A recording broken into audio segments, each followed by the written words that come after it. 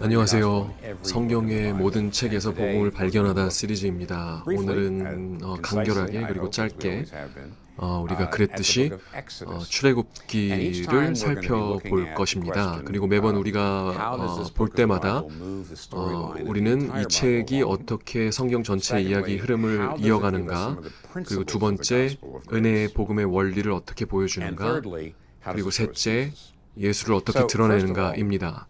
먼저 성경의 이야기 흐름을 이끌어가는 것에 대해서 우리가 전에 말했듯이 성경의 큰 줄기는 창조, 타락, 구속, 그리고 회복입니다. 그런데 구속은 매우 긴 챕터입니다. 그래서 이 구속은 작은 챕터들이 그 안에 있는데요. 먼저 성경에서는 하나님께서 가족을 통해서 구원하십니다. 아브라함의 가족을 통해서 창세기에서 나오는 내용이죠.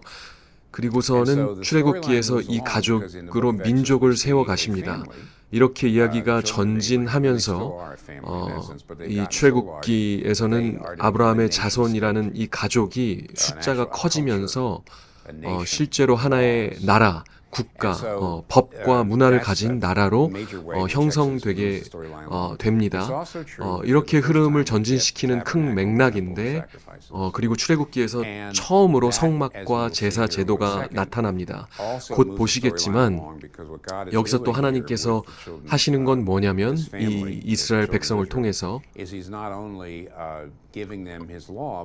율법을 주실 뿐만이 아니라 저들에게 보여주시는 것은 율법이 완전하지 않다, 충분하지 않다는 것입니다.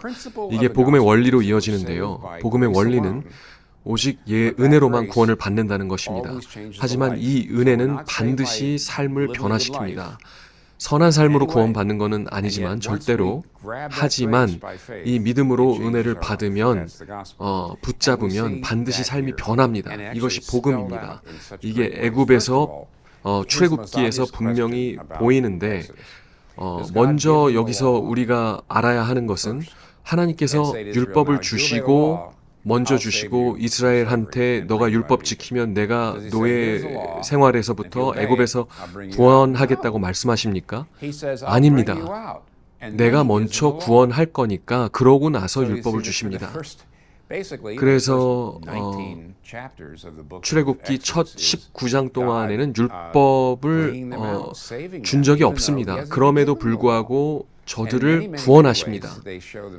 그런데도 그들은 계속 불평하고 불만하고 너무나 무지한 모습을 보입니다. 그래서 여기 있는 게 뭐냐면 출애굽기에서 시작부터 보이는 원리가 뭐냐면 하나님은 은혜로 먼저 너희를 구원하시고 그리고 나서 너희의 삶을 변화시킨다입니다. 네가 먼저 네 삶을 고치면 내가 구원해 줄게가 아닙니다.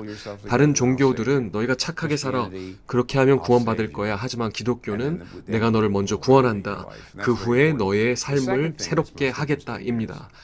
두 번째 흥미로운 점은 이스라엘 백성을 먼저 구원하시고 나서 율법을 주시는데, 그런데 이 율법은 그들을 하나님의 백성으로 만듭니다.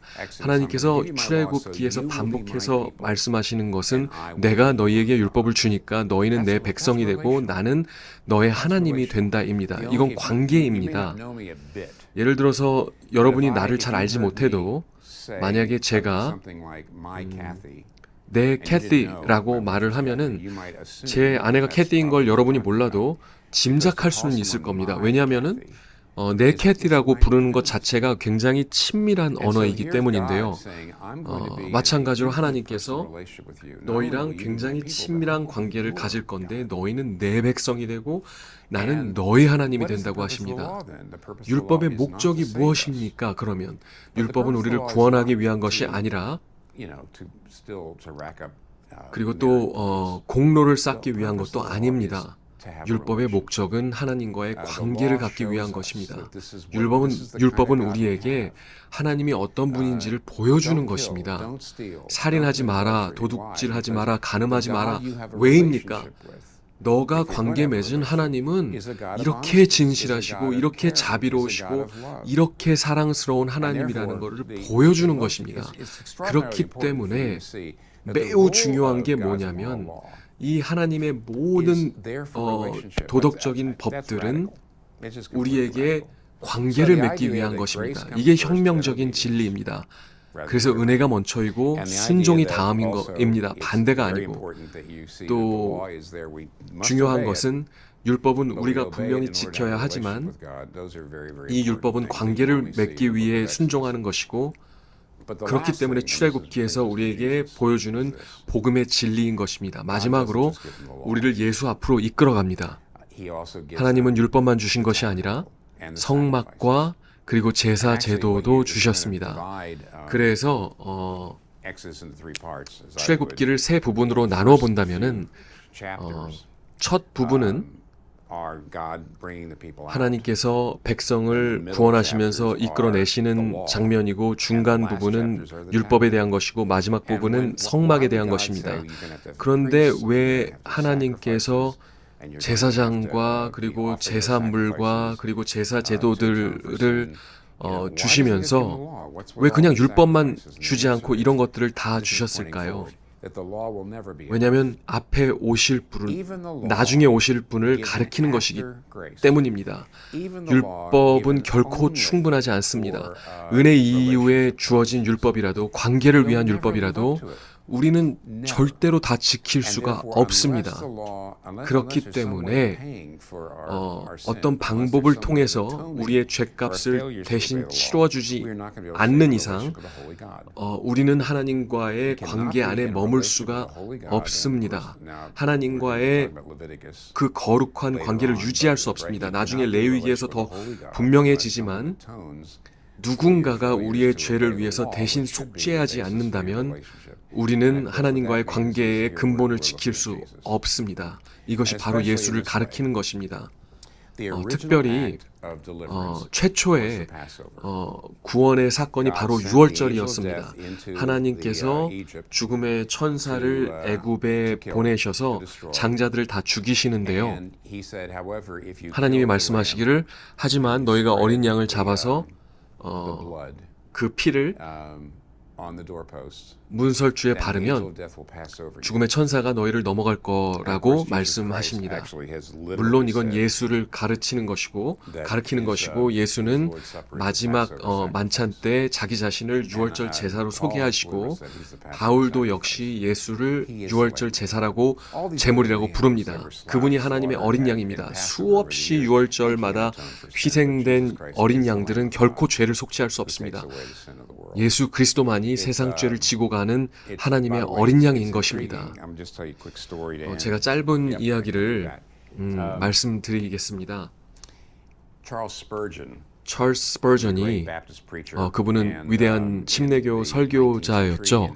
19세기 런던에서 어느 날 그가 거대한 강당에서 거의 궁전 같은 곳에서 설교를 준비하고 있었는데 그때는 물론 음향 장비가 없었기 때문에 그 홀 안에 소리가 어떻게 울리는지를 시험해보고 있었고 찰스 스퍼전은 그때 아무도 없었다고 생각하고 있었습니다. 아무도 없는 줄 알았습니다. 그래서 소리를 시험하기 위해서 성경 구절에 보라 세상 죄를 지고 가는 하나님의 어린 양이로다 라는 것을 외쳤습니다. 침례 요한이 예수를 보고 했던 말이었죠. 보라 세상 죄를 지고 가는 하나님의 어린 양이라. 그런데 그때 그 홀의 높은 지붕 쪽에 스펄전이 알지 못했던 일꾼이 일하고 있었는데요. 교회도 다니지 않고 그리스도인도 아니었었는데 그 소리를 듣고 마음에 찔림을 받았습니다. 그래서 그게 무슨 뜻인지에 대해서 그가 알아보기 시작했고 결국에는 예수를 믿었습니다. 나중에야 그것이 스펄전의 목소리였다는 걸 알게 되었다고 하는데요. 작은 털 달린 동물들이 당신의 죄를 없애는 게 아닙니다. 유월절의 그 수많은 어린 양들은 정말 위대한 유월절 어린 양 예수 그리스도를 가리키는 것입니다. 출애굽기는 바로 그 예수 그리스도의 복음을 우리에게 보여주는 것입니다.